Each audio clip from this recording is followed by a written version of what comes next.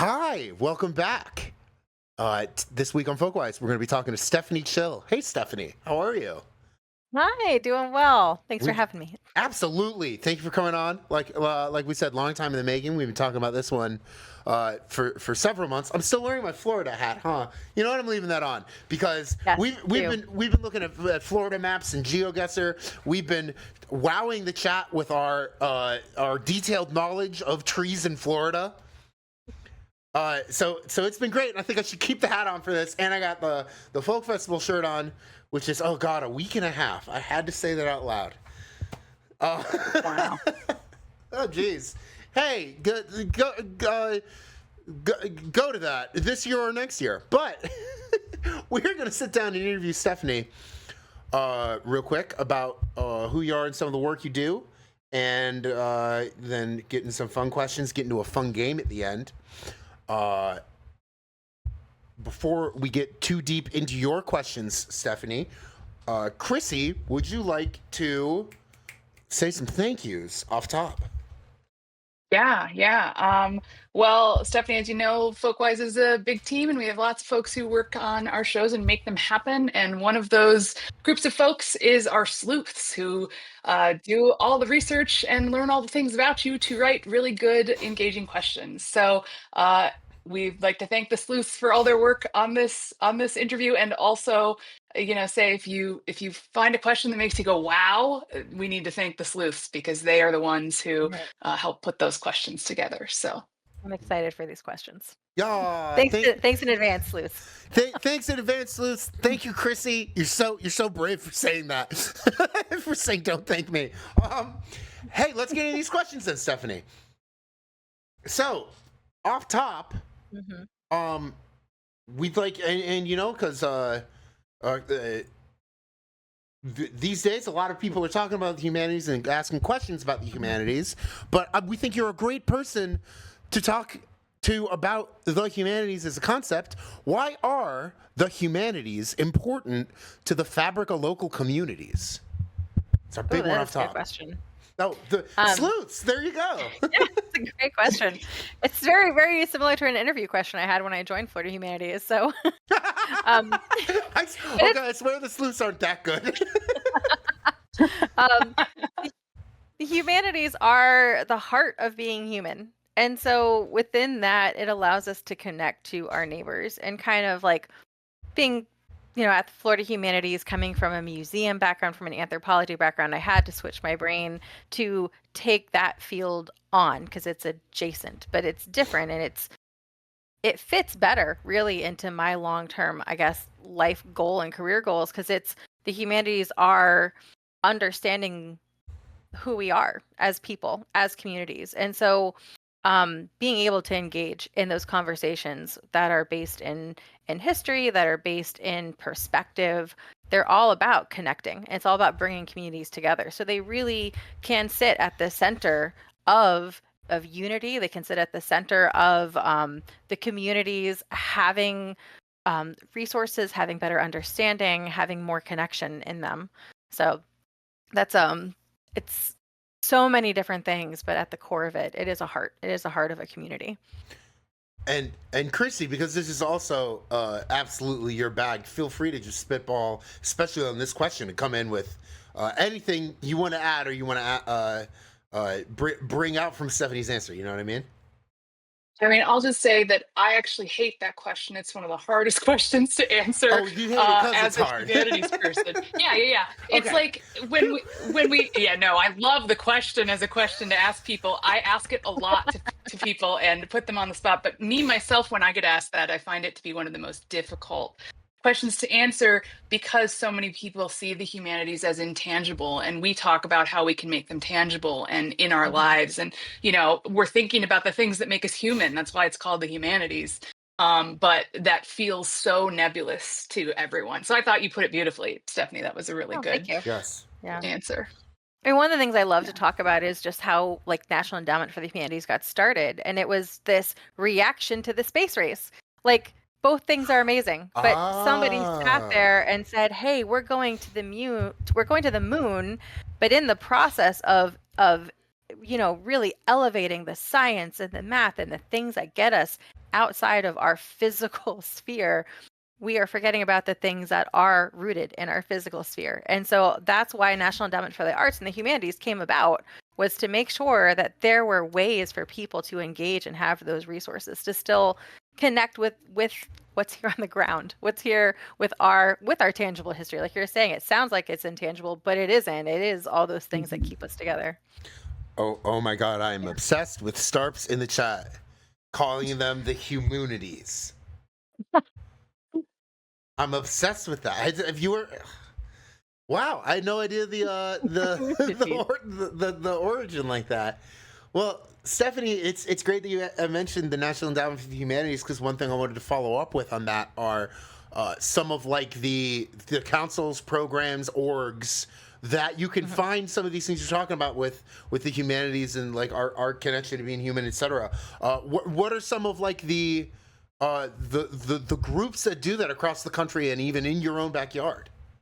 Yeah. Well, I mean, obviously there are the humanities councils. So every state and U.S. territory has a council that was founded as part of this around this time, the setup of the National Endowment for the Humanities, and those are organizations that are taking those federal funds, putting them back into the community at museums, at libraries, at cultural centers, at other nonprofits that are, bringing up cultural activities for whatever that community is comprised of. So it's all those things. It's going to the museum, it's going to the library, it's engaging in those programs. But it's one of those, I hate hidden gem, right? But that's kind of like being in museums, being in the humanities, it's always the hidden gem. But most of the councils have been around for 50 years, right? 50 plus years. And even amongst colleagues at the National Humanities Conference, it's like, I didn't know about this before I joined. So there's this discovery process of learning what those are, and then realizing you've already engaged in it. If you're somebody who goes to the museums, if you're somebody who goes to a book talk at your local bookstore, an author coming in, those are the types of activities that the humanities encompasses. So you're already probably engaging in it. Folkwise is humanities. So it's helping us think that perspective of how that helps me understand myself better by hearing how other people are, presenting themselves and putting them forth. I'm sorry if I ramble. I feel like I'm going on divergent tangents. I'm encouraging the rambling. Yeah, if you're sorry, oops, because that's what I want. I'll ramble forever. I mean, yeah, sorry, Chrissy, go ahead.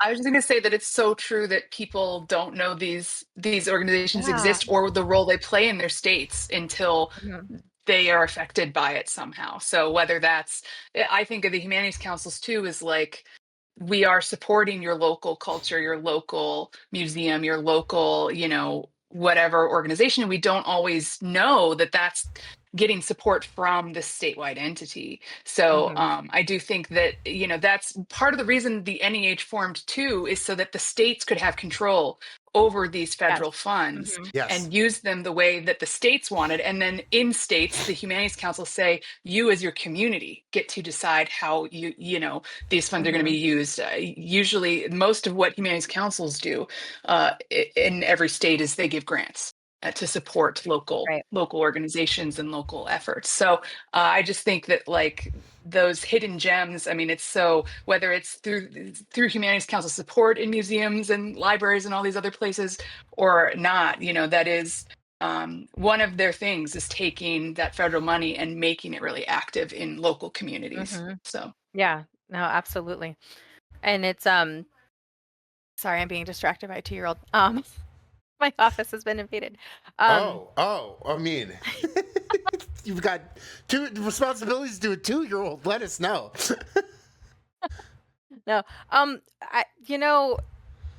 that puts me in like, my brain is now segueing into a million different things. But like as a newer mom, there's so many things that I haven't engaged with yet because it's just not been in my life to go to kids' activities or think more about that. And that's I've been looking at, what am I going to do at the library? Is there an author coming I can take, my toddler to? Is there something that we can go do and engage? And like you're saying, a lot of those are funded from outside sources, because those are all scholars, they're all experts, and all those people, their time is so valuable. And what they're doing, what they're sharing, when they lead those discussions, when they share those perspectives, that's part of their job. It's part of what they're working on. And so when you go to a program, you don't realize, how it came together. And so working for Florida Humanities, my job was primarily for the last 2 years, program development. And so it really is that back end of how does that all come together.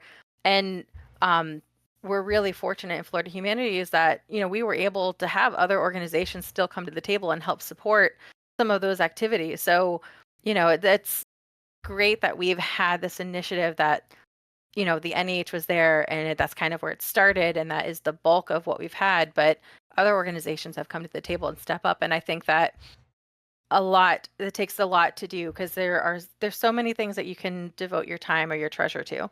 And so for organizations to then choose and say, this programming is also important, it's so great when that happens, and when they can pick the library or the museum or the Humanities Council and help continue those programs.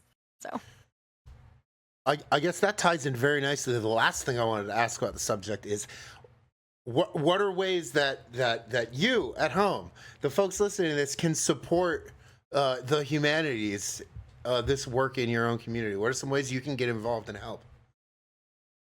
program.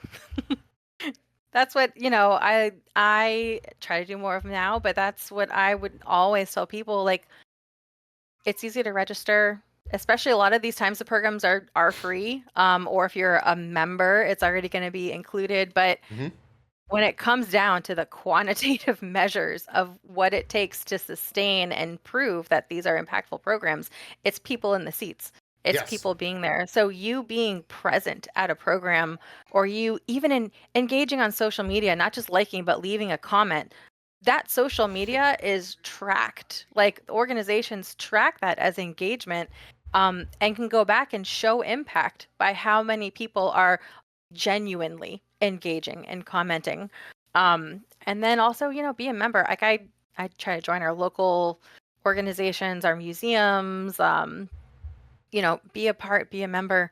And when you have time, volunteer, because being in the museum field, it's a cycle, right? Like, volunteerism is a cycle. It's you're going because you support that. And as an organization, you want people to engage over and over. And so as a volunteer, you're giving your time, but people see that. That will bring more people to that organization, because they will see an active, engaged volunteer group, and they'll want to be like, oh, hey, this is a place where there are people who are doing a lot. There's a lot that I could go in and jump in myself. And so you can be part of that cycle of bringing in more people just by being present and helping things happen. Chrissy, you have anything to add there?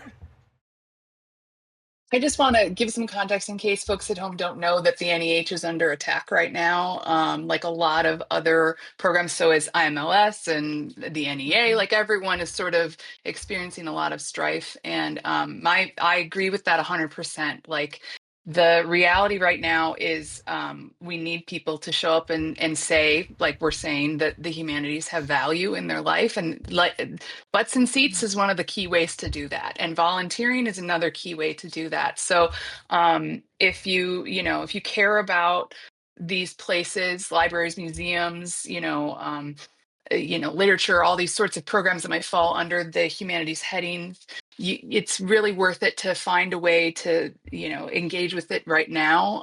And if you feel so inclined, speak to your congressional representatives and remind them of its importance. So one of the things I heard recently when you talk to representatives, because there are a lot of great kind of forms or templated messages that are out there, at a minimum, if you're sending a message, change the subject line, because what people will see is a subject line coming in, and whoever is monitoring that inbox is like, okay, this is the same subject line over and over. So take it, obviously, even that template, you should be making a little bit more personal and putting in a couple of things, but change that subject line, and that'll get in front of somebody more readily than it just being that same subject line over and over. That'll go directly to like an inbox. Like you're saying too, like talk to people, but these organizations, like the small ones, the small history museums that are like one staff member, the, small library that only has, programs on a Saturday morning, those will be the first impacted once funding starts really kind of shutting down. Like things are still trickling out, but if you really have a love for that organization, even if you've never gone before, you're just like, oh, this is a staple in my community. It might not be. So go visit, go spend an afternoon and just hang out, or just go introduce yourself. I like all that. That's great. I think chat, you heard it from the experts. Butts and seats, change the subject line, show up. I'm into it.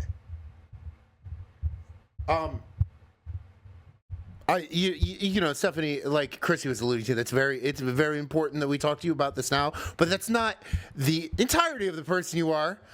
So we've got lots of other stuff we want to get to. Can we throw it at me? I know I am wearing this hat, but can we talk about a hat that you wear? I wear many. Which hat do you want to talk about? Well, I want to talk about your new role as president of Clearwater Sister Cities. Can you explain to people what sister city, what a sister city is, and how do they foster unexpected cross-cultural understanding? This is a great passion of mine. I'm happy to chat about it. I'm actually in my 4th year now as president for Clearwater Sister Cities, and I've been on the board for over 10 years.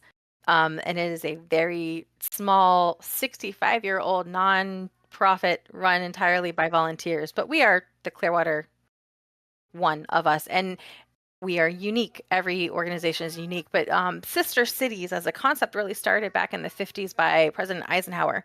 It was originally called People to People, and it was a way to try to bring global unity and friendship together after the war. And so, they started bringing in, really it was really mayor to mayor. They'd bring in mayors. In Clearwater, a mayor from Nagano, Japan, came and visited. He visited 3 different cities. One I think was Chicago, one was us. I'm not sure of the other one. And ultimately chose Clearwater because, according to our paper from 1959, we were friendly and welcoming, and there was a great parallel with a tourism-driven economy. So Nagano is mountainous. It's not coastal. It is an inner prefecture. The city's in the middle of the prefecture, but they have a great draw for winter sports, for skiing, for sledding, for there's a park, I forget the Japanese name of it, but it's a snow monkey park. So it's a great place to go see snow monkeys bathe in the hot onsens and the hot spas in the winter. You would know that picture as soon as you saw it. Oh yeah. And Clearwater has great beach. We have great beach. We have great beaches. Lots of water. She's giving great beach chat. Look at her. I know. I've been there 5 times now. No, but we have, people come here for again, the respite in nature, for being on the coast versus being in the mountains. So I think that there was a lot of similarities that the mayor picked up on. And so in 1959, Mayor of Clearwater, Mayor of Nagano both kind of, said, yes, we're going to do this. And that's how it is established. You have a city mayor agree that they want to be in a sister city partnership. And that is basically it's ratification. You accept it. And then what happens after that is completely up to the cities. There isn't like a standard form or procedure or things to do. Ours started with a lot of exchanges. So in Clearwater, we had educators start pretty early on. There were actually some business exchanges that would happen between government and business officials, and it's evolved over the years. The teen programs, the high school exchanges started in the 80s, and then in 2001, our organization started middle schools. Now, we as this Clearwater Sister Cities nonprofit we're not government, but the sister city relationships are always government to government. And so in our situation, we are a nonprofit branch of citizens who most of us have joined because we went to Japan, or we are interested in hosting people when they travel.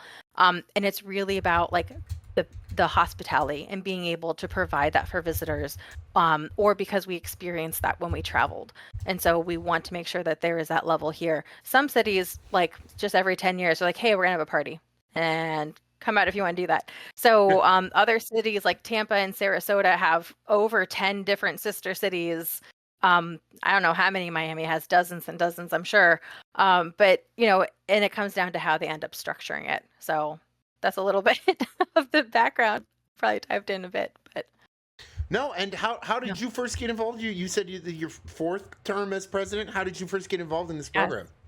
So I joined because I lived in Japan for 2 years and I wanted to find a way to engage with that in Florida. And Florida is a very difficult state to engage with Japanese culture, a lot of East Asian culture, just because we are so physically far away.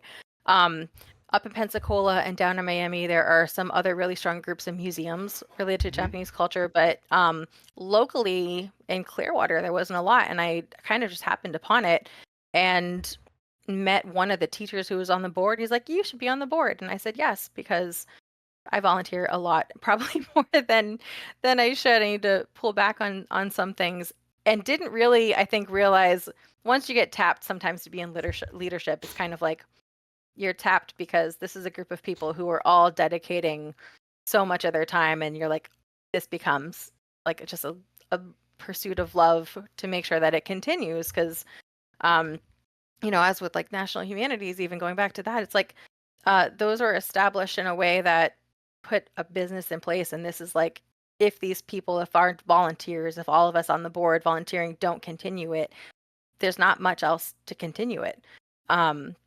So we do that to make sure it happens. And when I joined, I just, I did some stuff with membership. And then whenever our president stepped down, I was like, it's something I would like to kind of help and see what we can do. So we're working on kind of strengthening our ties. We're doing a delegation trip soon, and there's a lot going on. And it's really, I became president kind of in 2021. So it was really bringing us out of the pandemic, which our main thing is the middle school exchange, and we hadn't done that for 3 years. So it's like you got to break back into marketing, you got to break back into your network, your connections. When you haven't had a program run for 3 years, how do you restart that?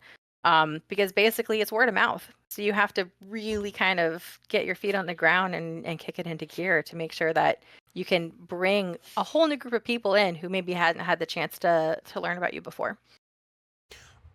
I relate to that, having taken over a program that hadn't done anything for 2 years at the end of 2021. But also, Chrissy, it sounds like you specifically relate to middle school Japanese exchange too. Really? Yeah, I did a sister city program in my hometown when I was in middle school, where we did a week-long exchange. Although it was 2001, I'm about to age myself, 2001, and we went to Japan in, like, I think it was in May or June, and they were supposed to come in September. And so they Oh. unfortunately canceled their trip that year. And my host Yeah. sister, who I stayed with for a week, was going to come and didn't get to come. And then she graduated high school. Like, anyway, it Mm-hmm. was, but I did like a week-long exchange or a 10-day long exchange in Japan when I was 13, and it was fundamental in my life for my understanding of culture and my understanding of the world and how big it could be. Like, Oh yeah. part of the reason I probably ended up going on the trip in the first place was I was interested, but I don't think I would be who I am today if I hadn't done that when I was 13 years old. So, one of those big 110%. moments. Yeah. That's what I mean. Yes. Anybody I'm who comes to so our program, that's why I glad. tell them it's a life-changing experience. And I'm gonna sound like not a terrible person, but maybe a person with growth. I remember in my freshman high school Spanish class telling my teacher, why should I learn Spanish? People come to America. Why would I need to learn it? And, I mean, in Florida, obviously, I really should have learned it. But like just this really closed-minded, like, who cares? People come here. I don't need to learn. I don't need to experience.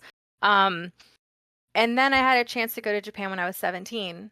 And I was there for a week. It's 10 days, but it's 7 days once you take out the travel. And Mm. it was one of these, I left and I was like, I will never, ever understand this other perspective. I will never get a grasp on this unless I have a chance to experience it firsthand. So I'm like, I'm not going to be able to understand it from a documentary. I'm not going to be able to really get it from a book.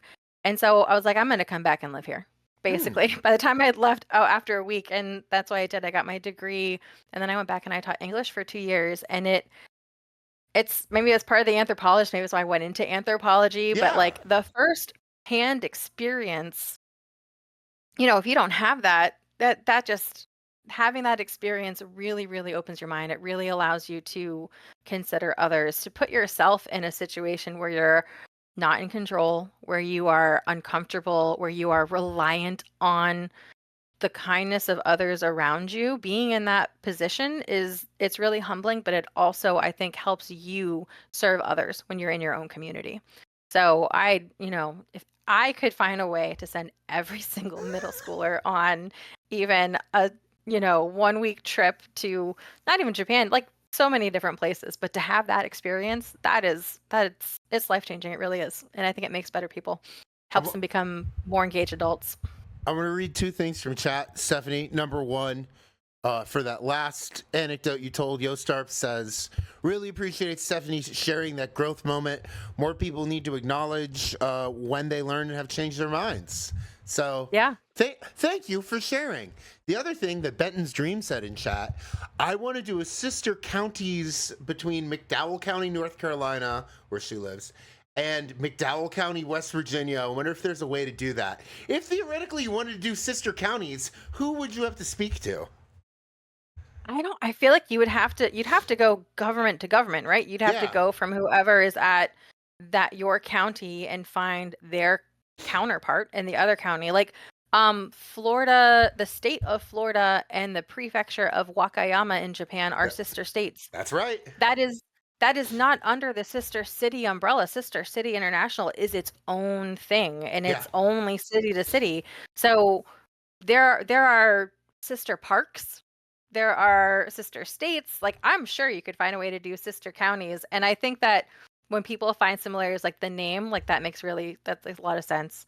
Like Newcastle, England, I would love for that to be a sister city with Newcastle, Pennsylvania, where my parents are from. Yeah. So that would be, I think it's great. And Find the connection. rest in peace to the governor of Wakayama. He just died. Oh no, I did not know that. Yeah. Like last week, Oh. I think. Oh my goodness. But I did get to meet him when he was Yeah. when he was in Tallahassee. He recently visited, yeah. They brought over there's a traveling exhibit across Florida of no masks from like no theater. And he brought he was there to bring them to Tallahassee, which was the first place the no masks were.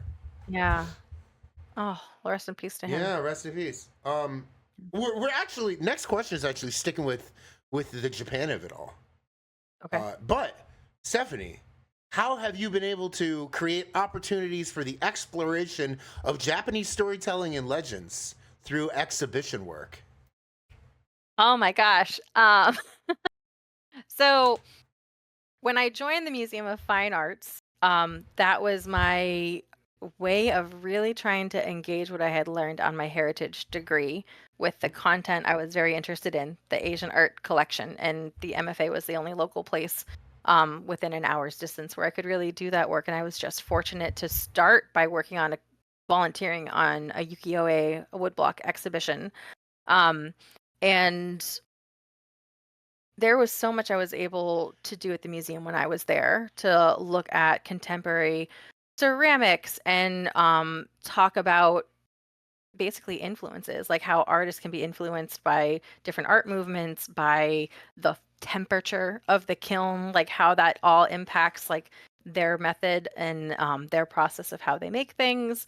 But I did, especially with our woodblock prints, we looked at a couple different iterations. We did a lot with symbolism and looking at that. But one of the things, which you might be leading to, was while I was at the MFA, we hosted a Star Wars costume exhibition. Mm-hmm. And I was able during that to secure a loan of a samurai suit so that we could talk about the influence of samurai, the helmet, the design of the armor, and Darth Vader's outfit. We also got into kimono. We did a couple different programs around kimono and obi, and we looked at Amidala's outfits and at the Jedi. And so we're able to really kind of look at how costume has influenced that, but then how that has also fed into, like Westerns art and old samurai movies. Those are very similar. Those are all the same tropes. And so just that you're seeing them in different perspectives. So that's some of what we've done. What I did, maybe what you were leading to there. You could have gone anyway, but that's a great place to take that one. I think that's about all we've got for like the serious questions. Now comes the funsy questions, which is all the cool ancillary stuff we found by stalking you. Okay. Do you want to know what the sleuths have really come up with for these next ones? I do. Well, I don't. I want you to just tell me the questions, right? Like, well, I don't. Yes. Yeah. Well, this is kind of a transitionary one, Stephanie. But what's your favorite museum in Florida? My favorite museum in Florida? Yeah, you don't be biased or don't be biased. My favorite museum is probably the Murakami. The Murakami. That's a good one. Yeah. You were talking about museums in South Florida that have a lot to do with Japanese. Can you explain the Murakami Museum for folks who haven't seen it off 95? So it's Japanese culture and gardens. They have an exhibition space, but they have gardens through the centuries of Japanese garden history. And you could spend all day just listening to the bamboo or sitting and looking at the rock garden. Like, it is beautiful. And what also is really cool is it's from that, I think it's on the same property, but it's from a family that was from Japan that tried to build pineapple farms. It wasn't successful, but then they were still able to continue really the legacy of the family by having, I think, that museum. But there's a house in the middle of the lake, so you can go and see like traditional architecture of a Japanese home, and that is always just fun because people don't really always understand even just tatami mats and what that means, like to have that as a flooring.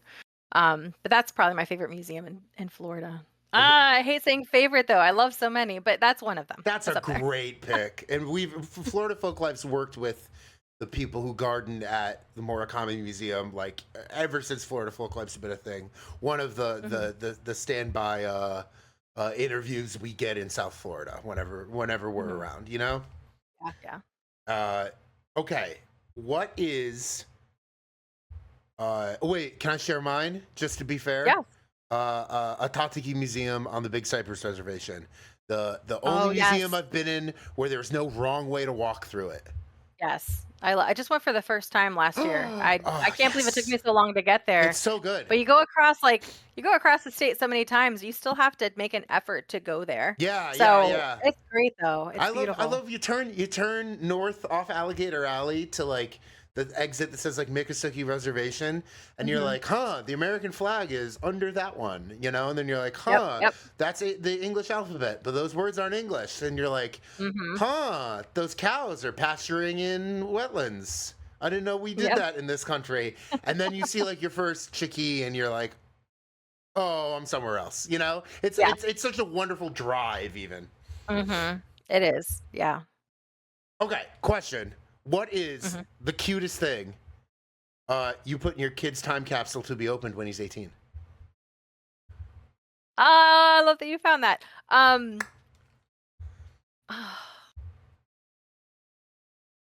I put in a letter and a book, but everybody put in something different. So we had everybody, instead of presents, because he's one and we already have 1,000,001 things, we said, could everybody, for his first birthday, please bring a gift or a letter or a photo that we can put in a time capsule for him to open when he was 18. And I've made, I didn't want to open them, but I made a list of things so that, you know, coming from a museum background, I have to have an inventory list so that if something happens, he can at least know in 18 years, like what was there, who, if it gets separated, who gave that to him.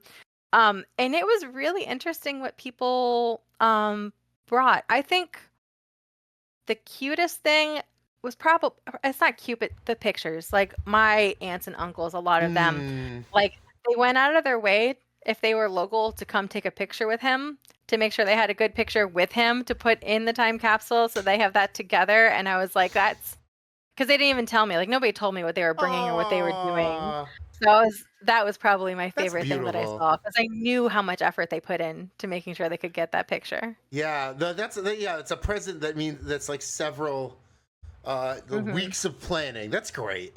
Yeah. Stephanie, who's got the better fish-based cuisine, Florida or the UK? Oh, I have to say Florida. I mean, I love fish and chips, and the best fish and chips you can get is in um in Beamish in Durham County Hmm. in England. But it doesn't beat a grouper sandwich or black and Oh, grouper. black and Doesn't grouper beat black and sandwich. grouper. Oh, I love a black and you Yeah. you picked the best Florida fish right there too. That's how you know. Oh That's how yeah. you know she knows what she's talking about. The noise I made when she said grouper sandwich. Hmm. Anytime I'm on the Gulf of Mexico, my first meal. Yep. Has to be Yeah. a black and grouper sandwich. Oh my God, that Yep. was great. Yeah, grouper. You're big. You're ugly. You're delicious. You're flaky. You're It beautiful. is it is crazy how they're Goliath groupers, but like how hideous and gigantic. I never understood how Yes. gigantic where they were. And I think some of them started washing up with one of the like toxic dumps in Tampa Bay. And I was Uh, like, when I saw the picture, I was like, it's that big? I'm like, my brain they doesn't. just be swimming around like that. Yeah. They're like cows. They're like miniature sea cows. They're not manatees, obviously, but they're just big Yeah, and round and cylindrical and a weird face. Like, and and you Not were me Googling grouper. it's So I can crazier see. than you're imagining, Chrissy. Yeah. And you said Durham County. Is Newcastle upon Tyne in Durham County? I don't think it's in Durham But County. it's It's right next near. door, though. It's right next Yeah, door. Okay.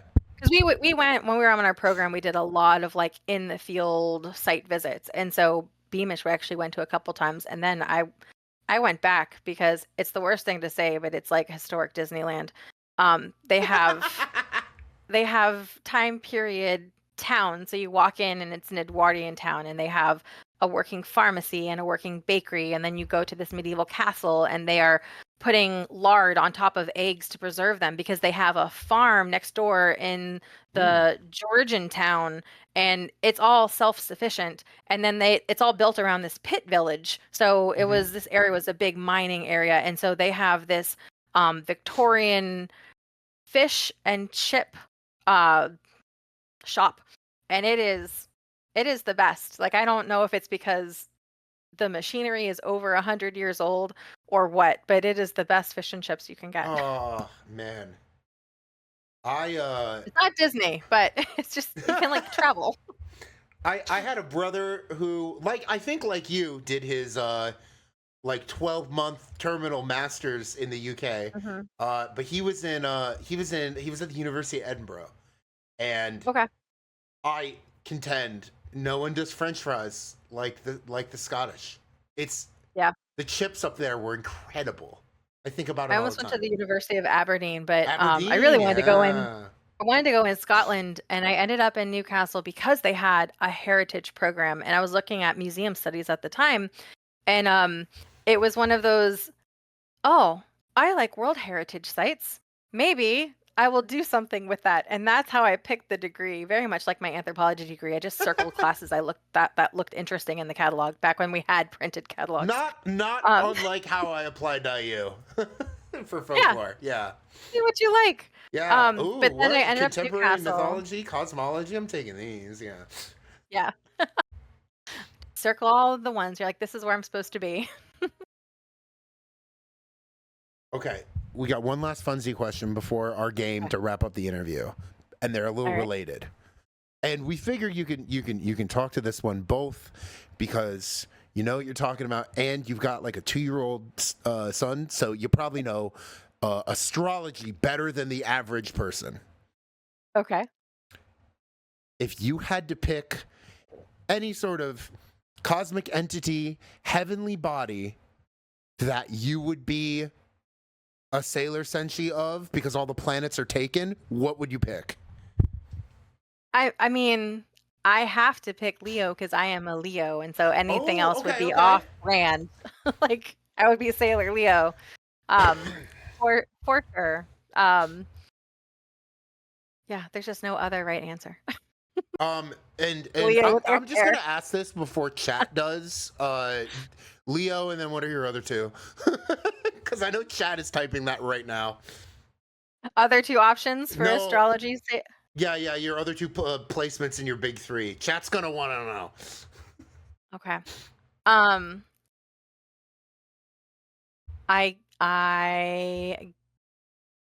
My son a Capricorn? No, he's not. Is it Aquarius? Oh my God, I don't even know. What's February 15th? I think it's Aquarius. February I'd have to 15th go with is the that end one. of Aquarius, I think. Yeah. Yeah, I think that would be purple, so that would be a very pretty outfit as well. So I could definitely pick that one, going off of colors and that. Aquarius power activate. Yeah. Yeah. And probably Cancer, which is very opposite, but I was actually very late when I was born. I was 3 weeks late. I was supposed to be born July 5th. And so I was supposed to be a Cancer. Oh wow. And I asked an astrologist about this. I said, why, what does that make me? Because I feel like I could wear silver or gold. And she said, you are born when you want to be. And so like your soul, your spirit, whatever it is, like will determine when it wants to be born. And so you held out and you're a Leo because you want to be a Leo. I'm like, all right, that sounds about right. Hell yeah. Yeah. Um, Mine is I was born 3 months premature, so Oh my totally gosh. different zodiac. Yeah. Yeah. But yeah, that's what everyone tells me too. It's Mhm. when you were born that determines everything. Mhm. So Yep.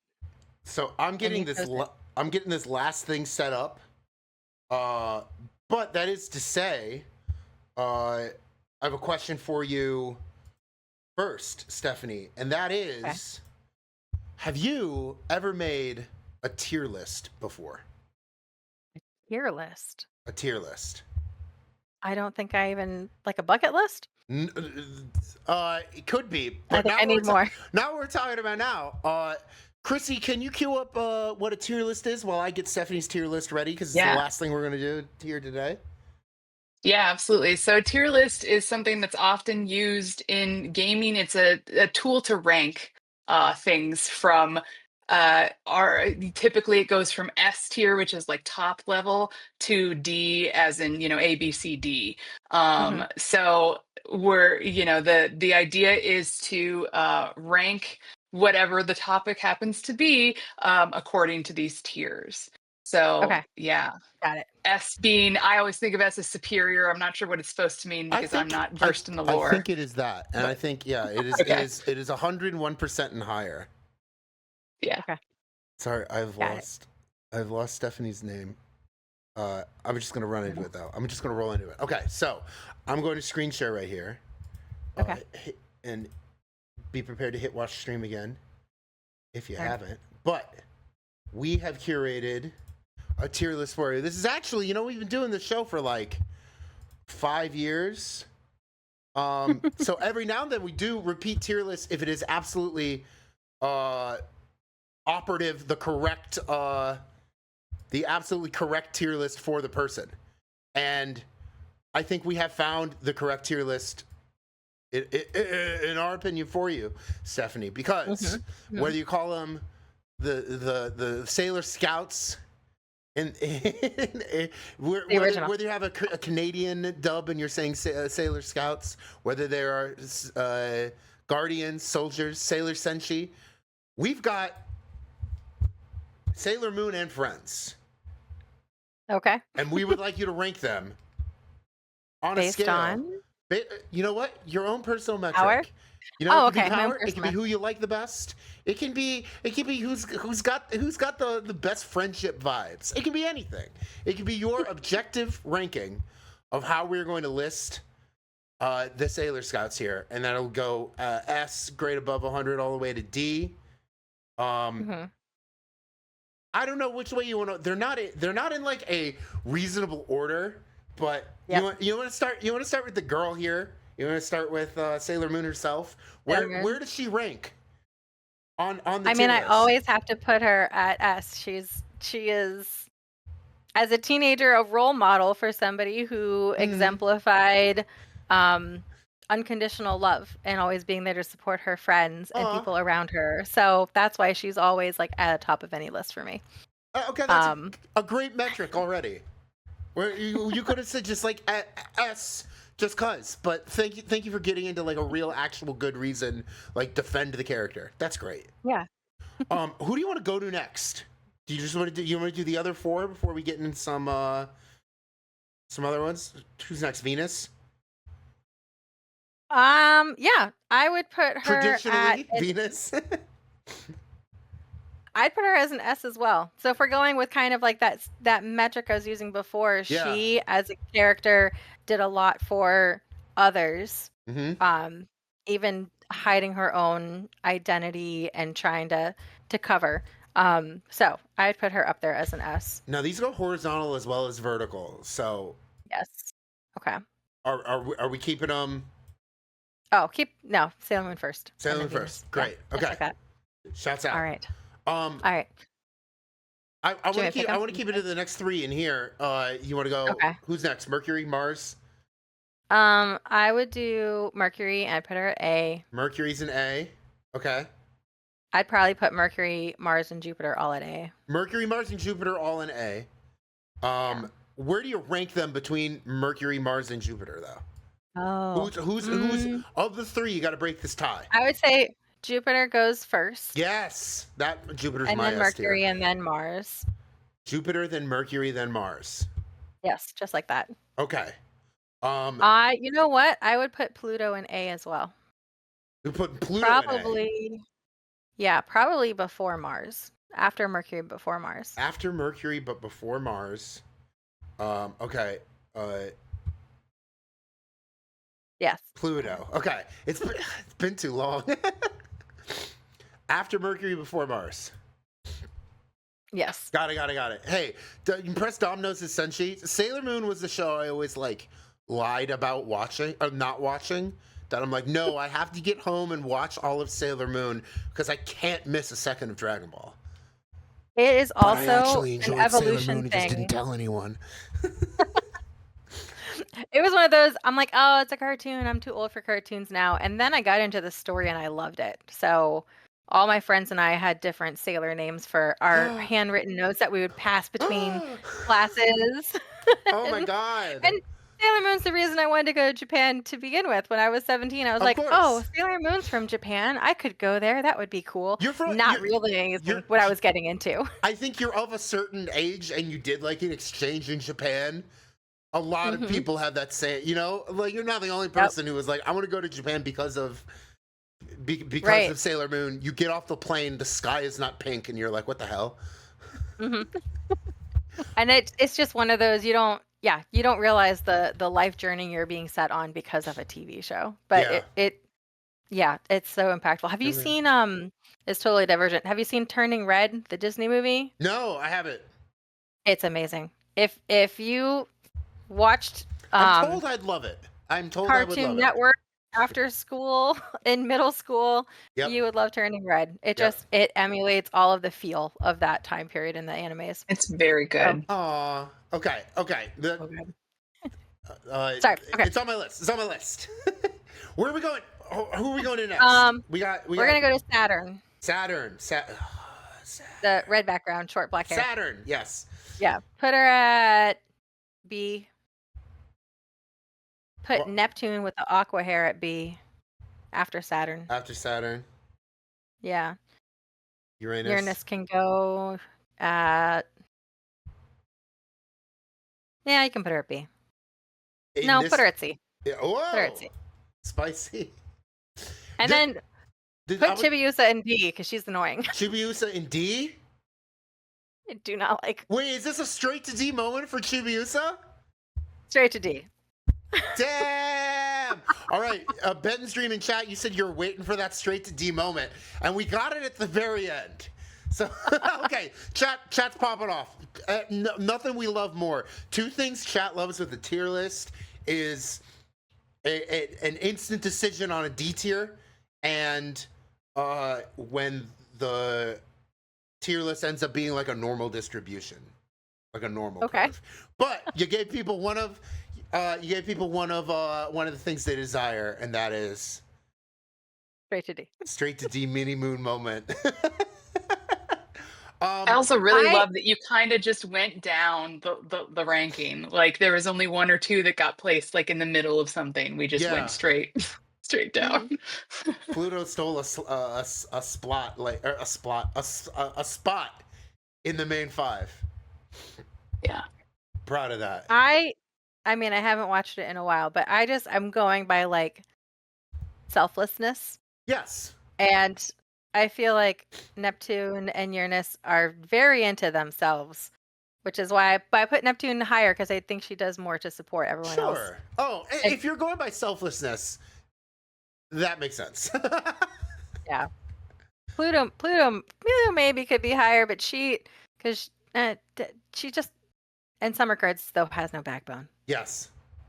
So, nah, she's fine where she's at. This is your reminder, chat, to watch Sailor Moon if it's been a while. When I had a terrible, stressful museum job in the pandemic, there was a lot of after work Sailor Moon while I got my bearings. That's the last time I watched it, like fall 2020. So it is one of the great, not just like comfort shows, but like you're saying, shows about women having a backbone and being strong. Mm-hmm. Wait, Dom. Yeah. What Sailor would I be? Jupiter. Easy. Kathleen, I've cooked for you so many times, and I'm taller than all of my friends. I'm so Jupiter. No question. Mm-hmm. All right. We've got a great selflessness tier list. Oh no, not a taken one. Oh, Sailor Oort Cloud. I want to be the Oort Cloud. Ah. Yeah, Sailor Oort Cloud. I thought about this when we wrote this question. Like, what would I be? And I was thinking like any of those planetoids that like my nephews know the names of. I guess Pluto's one of them now. But Sailor Oort. I'm gonna be Sailor Oort. All right. Transitioning from that, I'm going to put your face back on the screen one more time. Stephanie, this is the end of your official Folkwise interview. Thank you so much for coming on the show. If people want to learn or see more about you, I mean, you already told them butts in seats at your local humanities events. Yes. But if people want more from you, where should people find you, or what should people do? Probably LinkedIn. Like I have been much better about utilizing that in this day and age. Have you been to LinkedIn lately, chat? It's Facebook. It's Facebook. It's the way you remember Facebook. Some of the things that pop up on there, I'm like, is this really on the networking platform? Like some of the things people share. But yeah. You good with me LinkedIn, linking it in chat because I found it? Yes. Yeah. Okay. Put in chat. Yeah. Fastest fingers in the Great Lakes, Chrissy Whitmer. Anything new and exciting I do will probably be there first. Chat, go to LinkedIn, watch Sailor Moon, and figure out what events your local humanities council is doing, and go there and comment. Don't just like. Yes, leave an engaging comment. Last thing, of course, and I see chat's already started doing it, but ladders in chat for Stephanie. Everybody. Oh, and thank you for those bits. Chat, if you're a subscriber, drop ladders. Give Stephanie the silent version of a round of applause. And if you aren't subscribed, a hearty GG will do. But I just want to say, you and I have been planning this like since the fall. We've been in touch, right? Mm-hmm. And I've been saying the whole time, like, oh yeah. Also, you should come on Folkwise. I am so happy that we finally got this together. I think this was a great interview. Me as well. We had great GeoGuessr times. Chrissy, thank you so much for co-hosting. Yeah. We mentioned it before she was in chat, but Yo starts in chat willed this into existence, so this is a dream come true for her. I'm very happy to do that. And we're gonna go on break. We'll be back with a little more GeoGuessr afterward. Chrissy, you're probably gonna dip out though, right? I am, yes. All right, Chrissy, great having you. 2 in a row, the last 2 times I've hosted, having you as my co-host. Great. And thanks for you being on with Stephanie, because you two are kind of like very similar people in different fonts. I love that. It's great.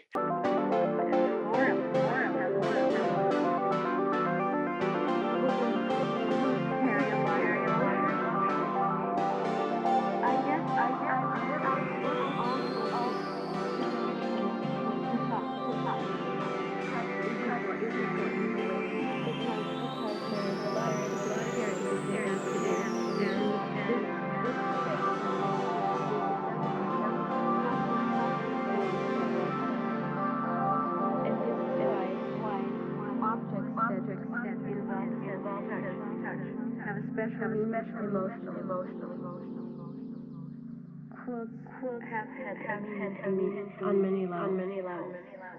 Making quilts helped me to get a sense of my own space, sense of finding my way, sense of really working my way out of the labyrinth.